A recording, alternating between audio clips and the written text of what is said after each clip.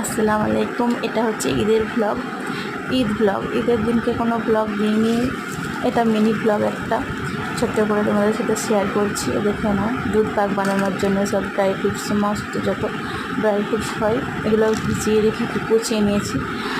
আর মাটনটাও রাতের বেলায় রান্না করেছি। ঈদের দিন রাতের বেলায় সারা রাত জেগে 2:30টার দিকে ঘুমিয়েছি মেহেন্দি টেহেন্দি পরে। এই দেখো, ঘর দোর গুছিয়ে নিয়েছি, পরিষ্কার করে নিয়েছি। আমরা তো বড় সড়ো সেরে নেই যে আমি হোম ট্যুর দেবো, যাই আমার মন গেল একটু দেখাই, ঘুরে ঘরটাকে দেখাচ্ছি। ঘর ছোট হোক বড় হোক যাই হোক, ঘর নিজের শান্তির জায়গা। আমি যেখানেই যাই না কেন আমার ঘরে এলে আমার শান্তি লাগে। আর আমরা কাজের সূত্রে বাইরে থাকি, গুজরাটে থাকি। এটা বেডরুমটা আমাদের।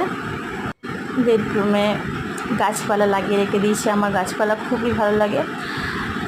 বলতে পারো গাছ যত রকম গাছ আছে আমি লাগানোর চেষ্টা করি, কিন্তু এখানে মাটি পাওয়া খুব মুশকিল।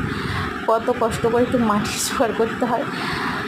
যাই হোক, ওই মাটি জোগাড় করে যা একটু লাগিয়ে রাখি, ওটাই দেখে শান্তি লাগে যে একটু গাছপালা রয়েছে, এরকম ভালো লাগে, খুবই ভালো লাগে। এবার চলো খাওয়া দাওয়া পরে হবে। ঈদের খেতে বসে পড়েছি সবাই মিলে। দেখো খাওয়া দাওয়া হচ্ছে, আর মেয়ে রেডি হয়ে গেছে।